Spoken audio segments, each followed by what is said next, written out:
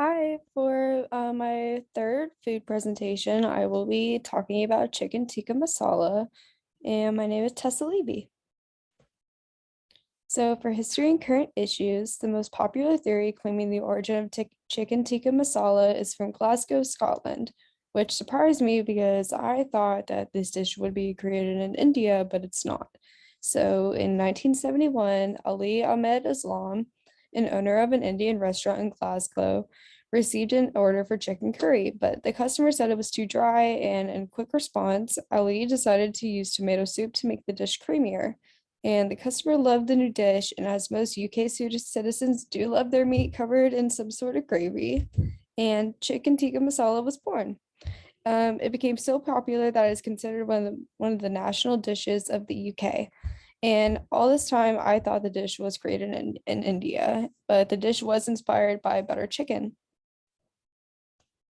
So for nutrient composition, a serving size would be about 2 cups, and in that there would be 707 calories, 43 grams of a total fat, 4,144 milligrams of sodium, 333 milligrams of cholesterol, 19 grams of total carbohydrates, 1,496 milligrams of potassium, 11 grams of sugar, 64% of the daily value for vitamin A, 26% of the daily value for vitamin C, 21% of the daily value for calcium, and 26 of the daily value for iron. And so I will be specifically talking about basmati rice and its relationship to disease. And so basmati rice has 20% more fiber than any other rice. And so due to it being so high in fiber, basmati rice can help prevent heart disease, cancer, unwanted food cravings because it keeps you full for longer. And it also promotes healthy digestion and it prevents constipation. And so basmati rice is very high in vitamins B1 and B6, and these are very good for your brain health. And it keeps you awake also.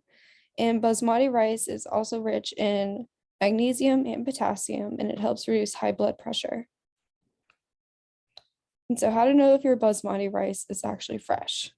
And so basmati rice has an indefinite shelf life. It can be left if left uncontaminated. It can be stored in the pantry, fridge, or the freezer, and it should be stored in an airtight container so nothing can contaminate it.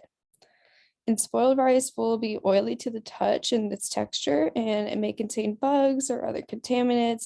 It may also have an odor to it. And so this is fresh rice, and obviously there's nothing in it. It looks fresh. And this is not like contaminated rice, and so it has all these like little gross particles in it, and it just doesn't look right. And so the agricultural information for basmati rice, the seasonality for basmati rice, so it should be planted in May through June and harvested in October through November. And I saw that it should be planted like right after a flood because it needs a lot of water for it to grow. And typically it's available year round in most grocery stores, but basmati rice is basically the quote unquote champagne of rice. And legally it can only be produced in India and a small part of Pakistan.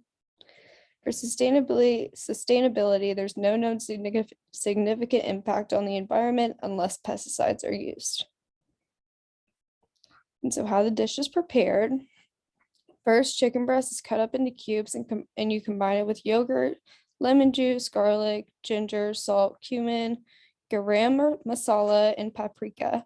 And you allow this mixture to sit overnight in the fridge. And then you preheat the oven to 500 degrees and you put the chicken on the skewers and then you bake it for 15 minutes and you wait for it to brown and stuff. And next for the sauce, you want to get a large pot and put oil in it and put it on medium to high heat. And in that, you're going to saute onions, ginger, and garlic until those become tender. Next, you add the cumin, turmeric, coriander, paprika, chili powder, and garam masala and stir consistently and constantly for about 30 seconds. And then next, you stir in the tomato puree, tomato sauce, and a 4th cup of water. And then you bring it to a boil and then add in heavy cream. Then you add the chicken into the sauce and then you cook for another 5 minutes. Last, you can garnish it with cilantro if you like, and then you can serve it over basmati rice, which is what I did, or you can have it with naan bread. So this is how I liked it. I absolutely love Indian food. When I grew up, I my best friend is Indian. She's been my best friend since I was 2. So I've really grown up around Indian food basically my entire life. And but they never really had chicken tikka masala, so I was kind of concerned that this wasn't real Indian food. And I found out that it was, and it wasn't, but it's okay. And so I thought this dish was amazing and I love it. And I bought the frozen version of it from Trader Joe's, and it came with the chicken, the sauce, and the basmati rice. And the dish was perfectly spiced without being too spicy. But I really did like this take on like Indian cuisine, even though it's not true Indian food. And so social, cultural comparisons and differences. So I thought that chicken tikka masala was a traditional Indian dish. That was my thought. I was wrong. But after my research, I found out that it was created in Scotland and it is one of the UK's national dishes. And it's popular in the UK because typically like their citizens do like their meat smothered in a type of gravy. And so this dish does fit that type of criteria.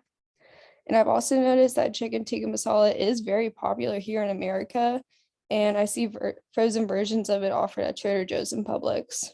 And then chicken tikka masala is actually not popular in India like most would think. It is a Western version of Indian cuisine. If a restaurant in India has chicken tikka masala on the menu, then it is likely that the restaurant caters more to its tourists. And these are my sources. Thank you so much for watching. Bye.